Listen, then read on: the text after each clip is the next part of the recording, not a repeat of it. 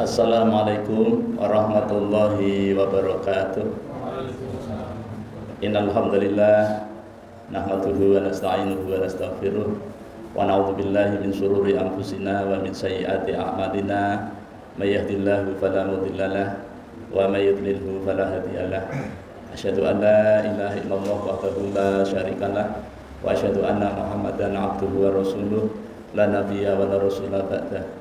Allahumma shalli wa sallim wa barik ala hadzal nabiyil karim wa ala alihi wa sahbihi ajma'in, amma ba'd. Qala Allah ta'ala fil Qur'anil karim, a'udzu billahi minasyaitonir rajim. Ya ayyuhalladzina amanu taqullaha haqqa tuqatih wa la tamutunna illa wa antum muslimun. Ya ayyuhan nasu taqu rabbakumul ladzi khalaqakum min nafsin wahidah wa khalaqa minha zawjaha wa batha minhuma rijalan katsiran wa nisaa'a wattaqullaha alladzi tasaaluna bihi wal arham innallaha kana 'alaikum raqiba. Ya ayyuhalladzina amanu taqullaha wa qulu qawlan sadida yuslih lakum a'malakum wa yaghfir lakum dzunubakum wa may yuti'illaha wa rasulahu faqad faza fawzan 'azima. Fa in asdaqal hadits kitabullah wa khairul hadi hadi Muhammadin sallallahu alaihi wasallam. Syarrul umuri muhdatsatuha wa kullu muhdatsatin bid'ah wa kullu bid'atin dhalalah wa kullu dhalalatin finnar. Masyarul muslimin, jamaah sholat subuh mushola Miftahul Jannah yang dirahmati Allah SWT, Bapak Ibu hadirin yang Allah muliakan, mari kita kembali bersyukur kepada Allah SWT biqauli alhamdulillah wa syukurillah atas nikmat rahmat dan nikmatnya kepada kita, terutama nikmat hidayah berupa iman dan Islam yang insya Allah masih melekat di dada kita tingkatkan, kita pertahankan, jangan sampai lepas dari diri kita. Nikmat kesehatan, nikmat panjang umur, nikmat waktu luang yang Allah berikan kepada kita, sehingga dengan nikmat itu kita dapat melaksanakan sebagian dari perintahnya, yakni melaksanakan sholat fardu subuh secara berjamaah di tempat yang kita cintai ini. Orang yang sholat subuh berjamaah berada di dalam jaminan Allah Subhanahu wa Ta'ala. Orang yang sholat subuh berjamaah Allah beri pahala tambahan seperti orang yang sholat malam sepanjang malam. Tadi malam kita sholat isya berjamaah, kemudian di tempat ini juga, maka Allah beri tambahan pahala seperti orang yang sholat malam setengah malam. Tadi sebelum kita sholat subuh, kita sholat 2 rakaat, sholat sunat fajar, maka Allah beri pahala lebih baik daripada dunia dan isinya. Kalau ditanya siapa yang paling kaya hari ini, jawabannya adalah kita semua yang melaksanakan sholat sunat 2 rakaat sebelum subuh. Salawat dan salam semoga senantiasa tercurah terlimpah pada junjungan kita Nabi besar Muhammad sallallahu alaihi wasallam, pada keluarganya, para sahabatnya, para pengikutnya yang setia, baik yang dulu, sekarang maupun yang akan datang. Mudah-mudahan kita semua yang hadir di majelis yang mulia ini dicatat oleh Allah Subhanahu wa Ta'ala sebagai hamba-hamba Allah yang taat, yang takwa, calon-calon penerima syafaat yang agung dari baginda Nabi sallallahu alaihi wasallam atas izin Allah Subhanahu wa Ta'ala kelak pada hari kiamat. Amin ya rabbal alamin. Bapak Ibu jamaah salat subuh yang dirahmati Allah Subhanahu wa Ta'ala, alhamdulillah kita kembali bertemu dalam suasana kebaikan, sehat badan, afiah batin. Ini merupakan nikmat Allah yang wajib kita syukuri agar Allah senantiasa menambahkan nikmatnya kepada kita. Jangan sampai kita termasuk orang-orang yang kufur nikmat, menggunakan nikmat Allah dipakai untuk maksiat, menggunakan nikmat Allah dipakai untuk melakukan perbuatan yang perbuatan itu mengundang murkanya Allah Subhanahu wa Ta'ala. Ketahuilah sesungguhnya azab Allah amat sangat pedih. Bapak Ibu jamaah salat subuh yang dirahmati Allah Subhanahu wa Ta'ala, pagi ini kita akan melanjutkan kajian kuliah subuh. Kuliah kayak mahasiswa kan? Kuliah subuh. Sudah 2 kali kami izin ya. Tadi malam belum tanya. Ternyata hari ini jadwal kita. Belum sengaja bawakan ini materi yang dikaji di Pondok Hadis Arba'in. Ini dikaji juga di Masjid Hajah Nuriyah Banjarbaru. Baru 4 kali pertemuan. Ini nanti kami tinggal sini. Yang mau membaca, yang mau punya bukunya, kalau Pak Haji ke pondok nanti dikasih. Yang mau aja. Karena ini manfaatnya besar sekali. Orang yang hafal 40 hadis dari Nabi ya, maka nanti akan dibangkitkan bersama para syuhada, para ulama, para ahli fikih. Cukup menghafal 40 hadis. Jadi 40 hari selesai. 40 hadis, 40 hari selesai. Tapi kalau anak saya itu 40 hadis itu 2 hari selesai. 2 hari aja, karena memang pendek-pendek. Nah, hadisnya pendek. Mungkin ada hadis yang dihafal cuma 5 menit hafal. Bahkan sudah hafal duluan gitu kan. Nah, jadi tema kita pagi ini adalah dengan puasa sarana untuk meraih kemenangan. Jadi puasa ini satu jalan, wasilah, perantara untuk mendapatkan kemenangan yang Allah tawarkan kepada kita setiap hari. Ya. Setiap hari kita kan mendengar panggilan hayya 'alas shalah, hayya 'alal falah. Mari kita sholat, mari kita meraih kemenangan, dan gitu. Dan itu selalu dikumandangkan, ya. Walaupun pada akhir-akhir kemarin itu banyak yang menista, ya.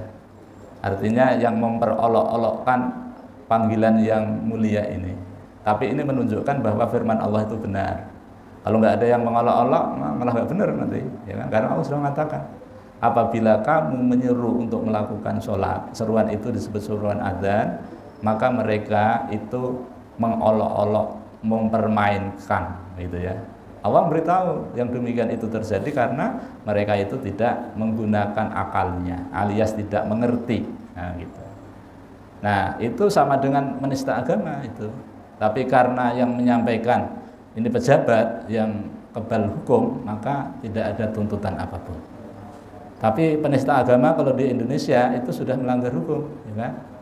Seperti yang saya pelajari di dunia perkuliahan tentang hukum, itu melanggar hukum sekali. Maksudnya sekali itu banget, bukan hanya sekali gitu ya, banget sekali. Tapi karena masih ada bulunya sehingga yang terlihat bulunya. Jadi hukum masih pandang bulu, ya kan? Makanya beruntunglah bagi kita yang punya bulu kan, tidak akan terkena hukum gitu ya. Tapi Allah tidak tidur, gitu kan? Bapak Ibu yang dirahmati Allah Subhanahu Wa Taala, ini mungkin informasi tambahan ya. Ini, waktu kita tadi sholat subuh nih bersama imam kita, kemudian imam kita salam sebagai tanda akhirnya sholat. Kemudian sebelum kita itu mengubah posisi kaki kita yang kanan waktu tawarruk, kemudian kita zikir setelah sholat, istighfar 3 kali, kemudian Allahumma anta salam, kemudian tahlil ya 10 kali, la ilaha illallah wahdahu la syarikalah, lahul mulku wa lahul hamdu yuhyi wa yumitu wa huwa ala kulli syai'in qadir. 10 kali aja. Ini kalau dibaca nggak sampai 2 menit selesai. Manfaatnya menurut riwayat oleh Imam Tirmidzi ada 6 keutamaan, ya. Gampang itu, 6. Yang pertama, Allah akan memberikan 10 pahala. Yang 10 pahala itu mewajibkan kita dimasukkan Allah ke dalam surganya. 10 pahala ini, bukan 1. Yang kedua, Allah akan mengampuni 10 dosa besar kecuali syirik. 10 dosa diampuni oleh Allah hanya zikir nggak sampai 2 menit. Ini sholat subuh dan sholat maghrib. Yang ketiga, Allah akan melindungi kita dari gangguan setan. Kalau Allah melindungi kita dari gangguan setan, maka kita akan selamat, ya. Yang keempat, kita akan diangkat oleh Allah sebagai tambahan, yaitu 10 derajat. 1 derajat ke derajat yang kedua itu jarak langit dan bumi perjalanan 500 tahun. Ini 10 ini, tinggal dikalikan, ya kan? Yang keempat ini. Yang kelima, Allah akan melindungi kita dari 10 perkara yang kita tidak suka.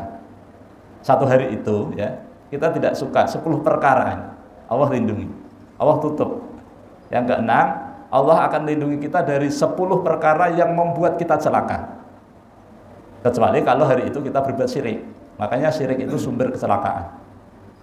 Nah, jadi cukup kita beramal sholat jamaah, ya kan? Jamaah subuh, kemudian setelah salam zikir, nggak sampai 2 menit, ya kan? Pahalanya Masya Allah luar biasa. Nanti Mas catat itu pahalanya. Latihan, siapa tahu nanti malaikatnya keliru kan? Ada yang terselip nggak tercatat, catat, ya kan? Belum lagi yang tambahan-tambahan yang dalam khotimah tadi kan. Belum lagi ini bulan Ramadan. Nah, bulan Ramadan itu amal yang sunnah aja dinilai seperti wajib.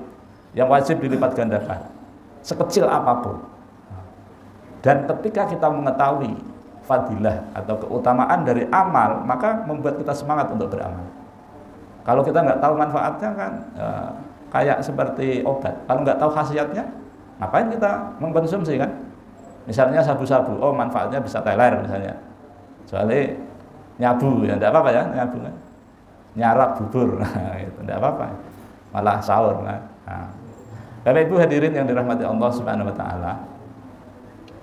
Di dalam Al-Quran surah Al-Baqarah 183 ayatnya cuma ini aja Pak. Sejak Nabi Muhammad diberi wahyu tentang puasa, ya ini aja.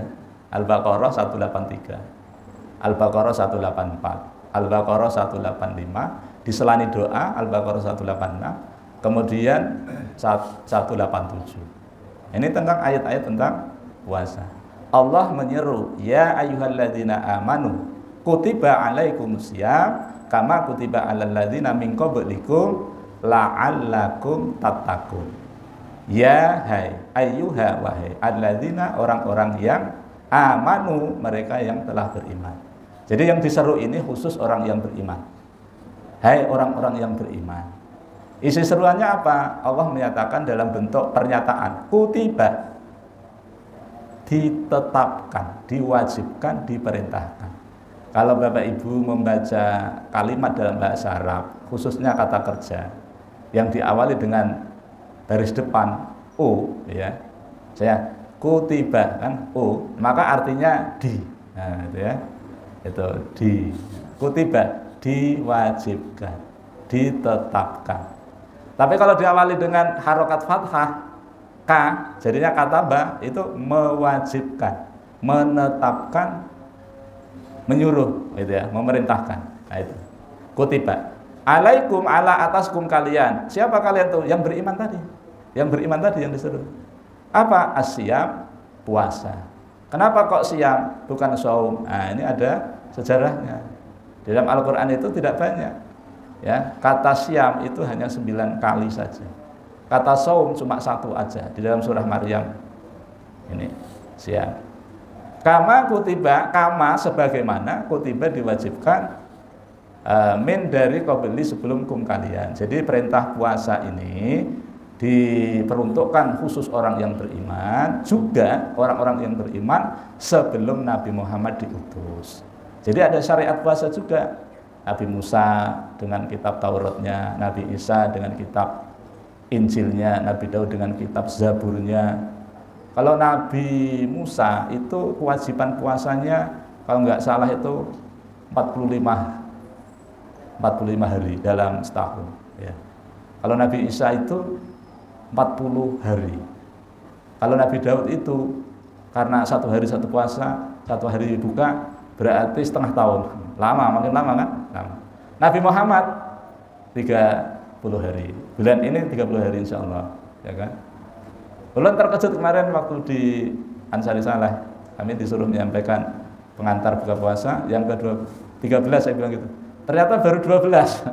Ternyata beda ya. Nah, jadi pulang dari Madinah ke Indonesia ada perubahan. Ya.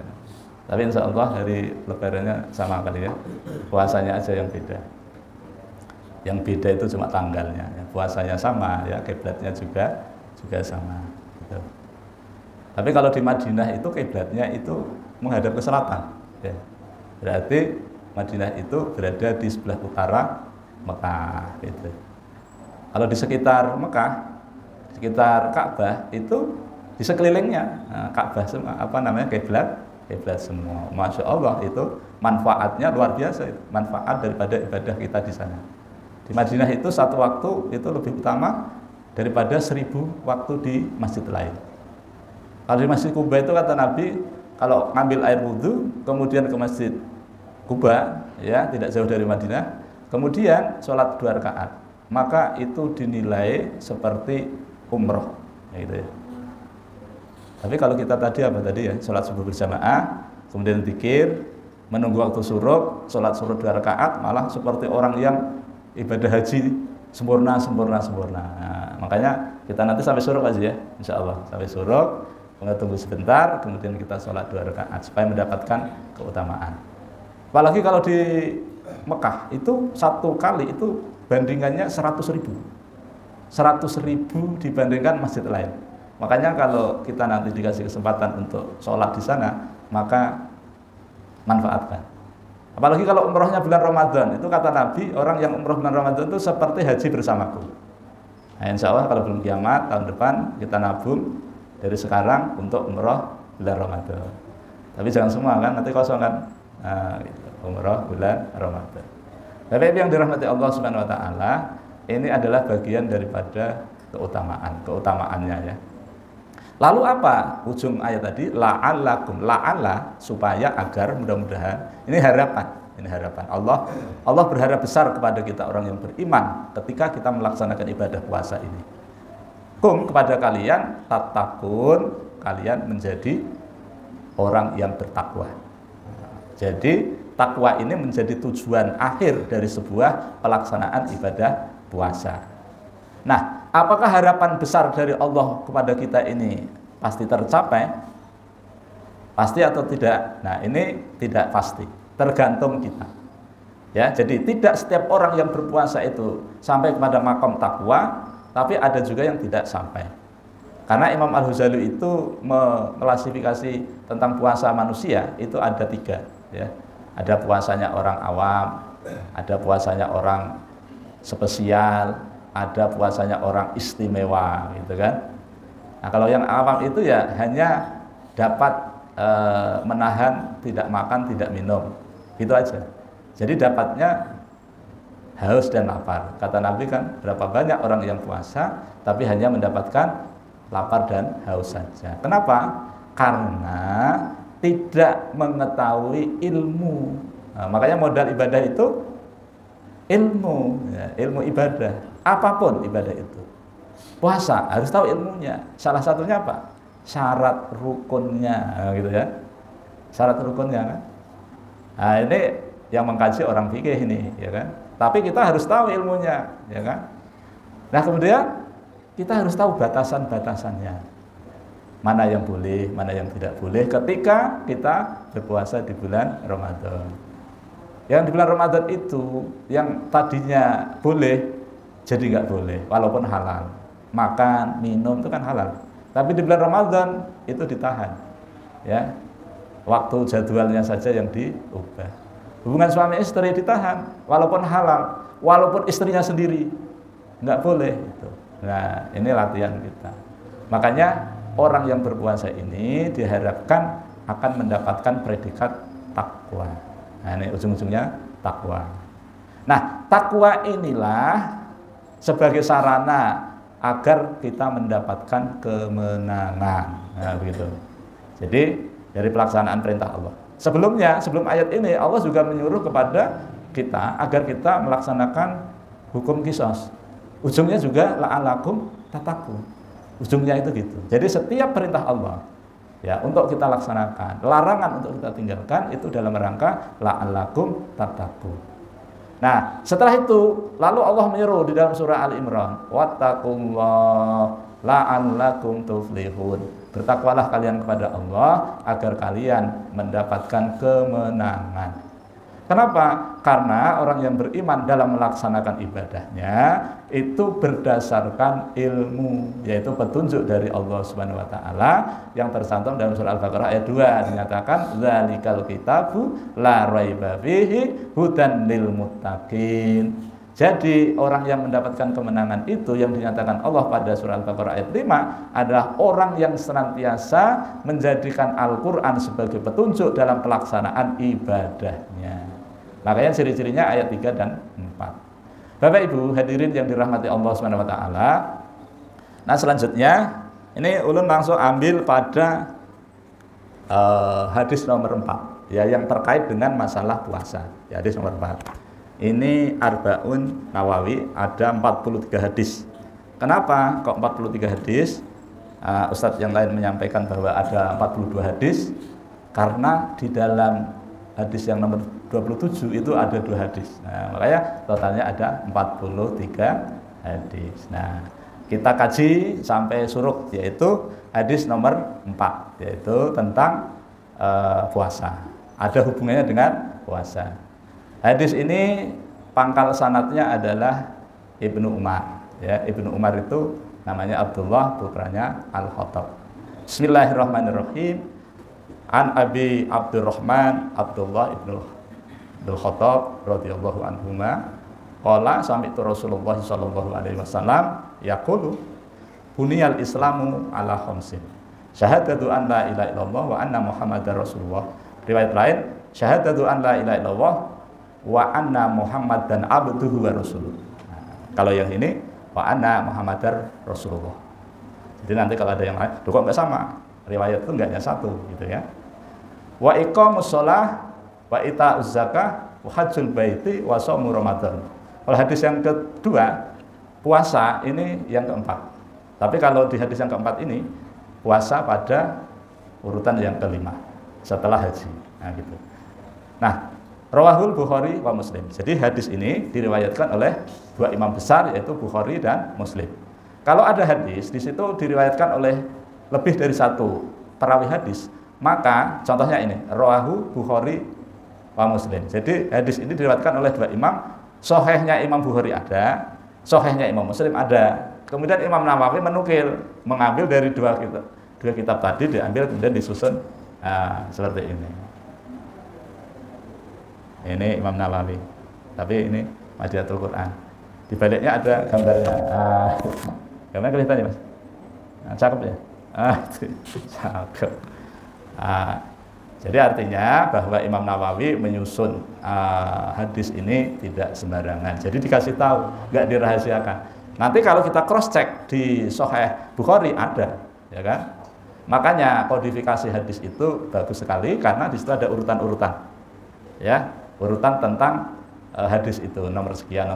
Ini kalau Ustadz Adi Dayat ini apal ini, kalau yang nomor-nomor gini, ya kan? Kalau saya apal satu aja, nah, itu. Apa itu?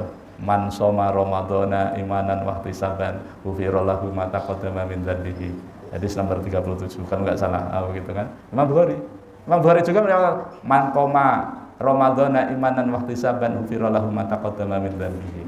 Ini menjadi syarat puasa kita itu mampu enggak menjadikan takwa. Ini syaratnya imanan wa ihtisaban. Itu, imanan wa ihtisaban. Baik, kita kembali kepada hadis tadi. Kita SOP-nya 3 Bapak. Jadi kalau kita belajar hadis punya SOP, standar operasional prosedur. Nah, jadi setelah kita mengikuti ini diharapkan kita dapat 3. Yang pertama kita mengetahui teksnya, syukur apal, gitu ya. Yang kedua mengetahui maknanya, kandungan yang ada di dalam hadis itu. Yang ketiga kita mengetahui bagaimana cara mengamalkannya. Nah, 3 itu aja. Jadi kalau kita setelah kajian kita dapat 3, ya. Yang pertama kita sudah bacakan, kemudian kita sudah sampaikan artinya. Nah, kemudian manfaat daripada hadis ini, yang pertama atau satu itu menunjukkan dalil atau dasar bahwa hadis ini merupakan dalil bahwa rukun Islam itu ada 5. Yang namanya rukun itu sesuatu yang harus dipenuhi. Apabila tidak dipenuhi maka tidak sah, ya kan? Rukun itu seperti itu.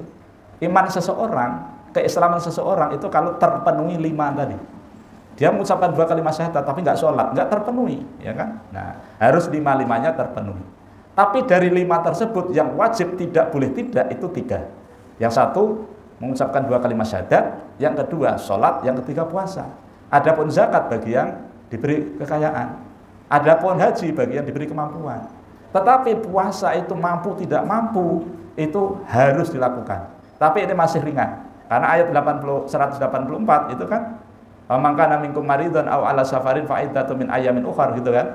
Jadi bagi yang dalam perjalanan, bagi yang sakit boleh tidak puasa. Nanti diganti di hari lain sebanyak hari yang ditinggalkan. Ya, tapi tetap mengqadha, mengganti, tidak boleh tidak. Nah, sholat juga. Sholat itu dalam kondisi apapun, sakit apapun, separah apapun harus dilakukan. Standarnya berdiri tegak. Kalau tidak, duduk. Kalau tidak bisa duduk, berbaring. Kalau tidak bisa berbaring, menggunakan isyarat.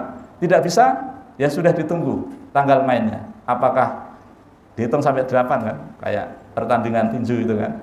Sampai 8 ternyata enggak, udah kita ditalqin.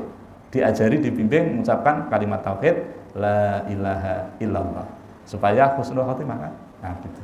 Betapa pentingnya bahwa rukun Islam itu mesti ada. Yang kedua, manfaat hadis tadi adalah bahwa rukun Islam itu menjadi ciri apabila ada pada seseorang, maka seseorang itu disebut muslim. Tetapi kalau tidak ada pada diri seseorang, maka seseorang itu tidak bisa dikatakan muslim. Maka seseorang dikatakan muslim apabila ada 5 rukun tadi. Dia mengucapkan 2 kalimat syahadat, dia mendirikan sholat, dia menunaikan zakat, dia berhaji, dia berpuasa di bulan Ramadan. Tapi bulan Ramadan ini ayyam ma'dudat. Ayat lanjutan 184 ya. Ayyam ma'dudat artinya yang diwajibkan tadi hari-hari yang telah ditetapkan. Yang ditetapkan kalau bulannya bulan Ramadan. Hari-harinya dari tanggal 1 sampai akhir bulan. Jadi kita tidak boleh mengurangi, tidak boleh melebihi. Udah supaya lebih baik.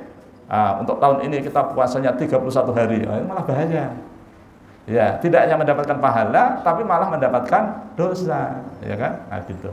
Bapak Ibu yang dirahmati Allah Subhanahu wa taala, karena hadis ini berbicara tentang rukun, maka harus dipenuhi, ya kan?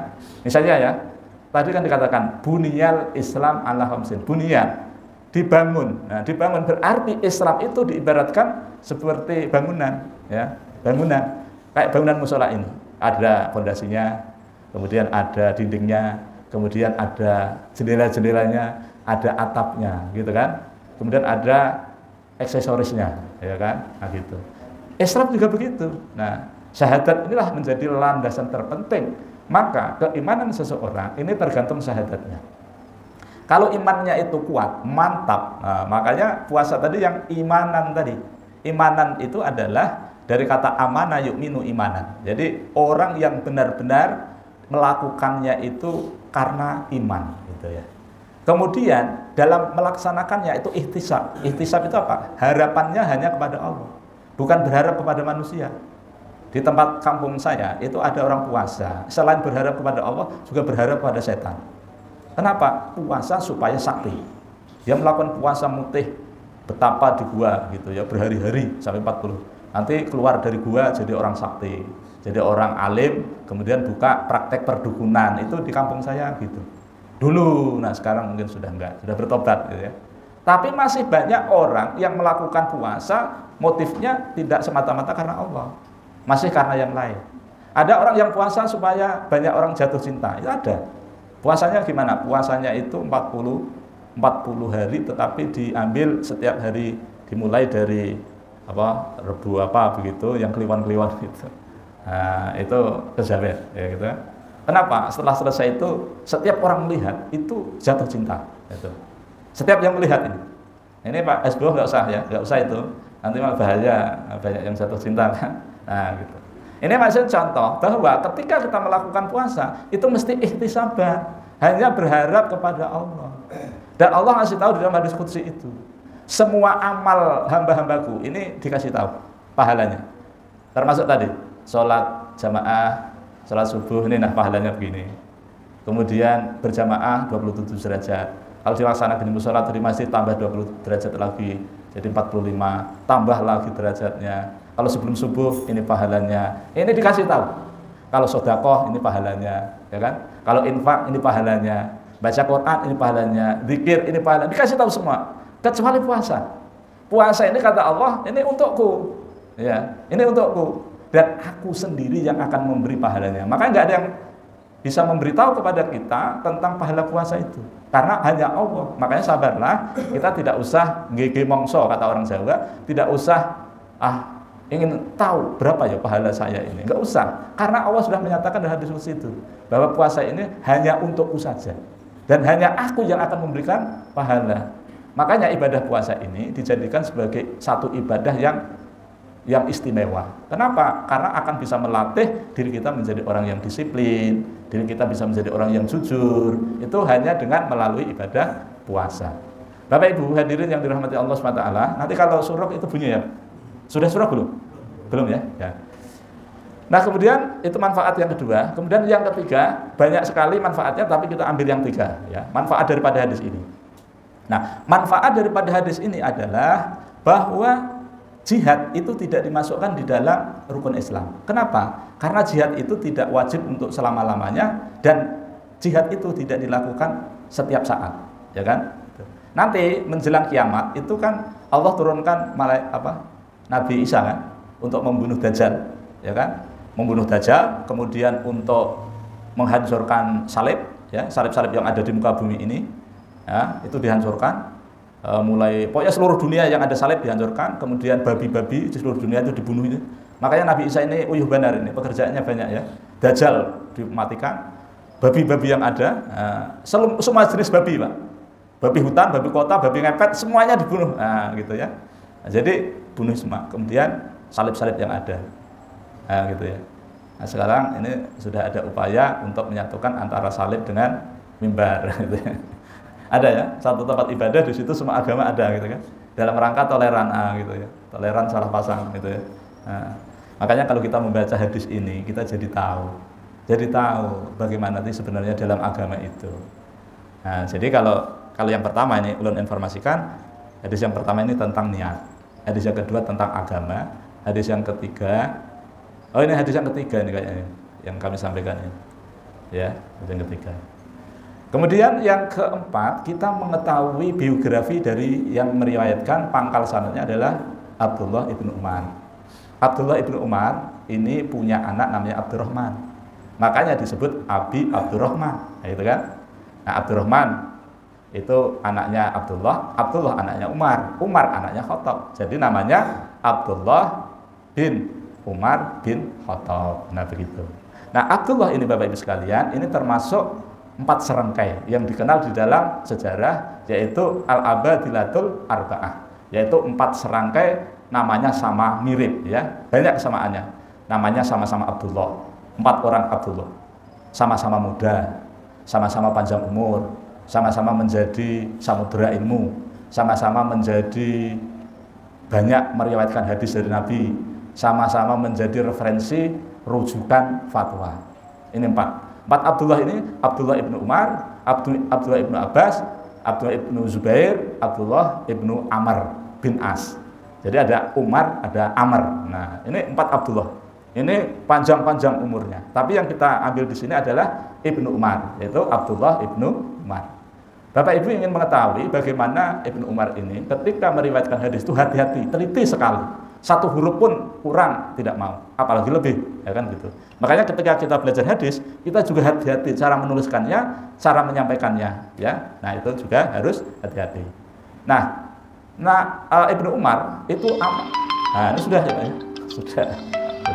Ini amat sangat dekat kepada Rasulullah SAW, karena dekat inilah maka banyak yang diriwayatkan oleh beliau.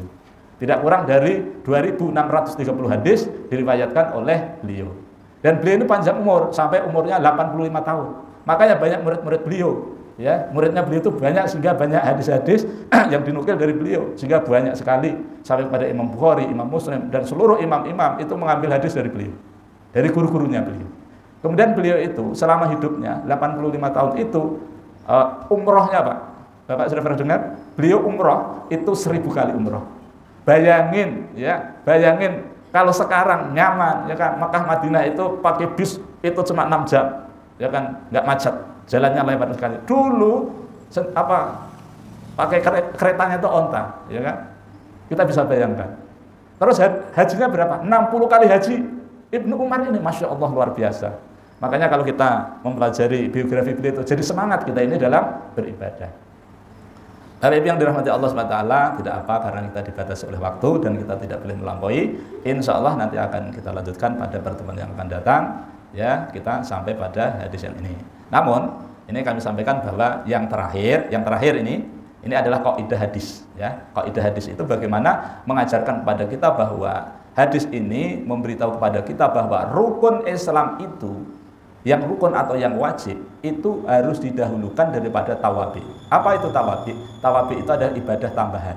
Jadi yang fardu-fardu, yang wajib-wajib itu didahulukan daripada yang sunat. Misalnya kita sholat malam sampai subuh, tapi zuhur, asar, guring, ada yang ketinggalan, ya. Tapi ada orang yang tidak sholat malam, tapi subuhnya tepat waktu, zuhurnya tepat waktu, asarnya tepat waktu, maka itu lebih baik daripada yang pertama tadi. Inilah namanya tawabi, ya. Itu dinomorduakan daripada rukun tadi. Bapak Ibu yang dirahmati Allah, demikian yang dapat saya sampaikan. Mudah-mudahan Allah SWT senantiasa merahmati dan meridhai kita semua. Ulun mohon maaf, pasti banyak kelirunya, banyak salahnya dalam mendampingi kajian ini. Mari kita tutup pertemuan dengan membaca hamdalah dan doa kafaratul majlis. Alhamdulillahirabbil alamin. Subhanakallahumma wa bihamdika asyhadu an la ilaha illa anta astaghfiruka wa atubu ilaik. Wal afu minkum. Assalamualaikum warahmatullahi wabarakatuh.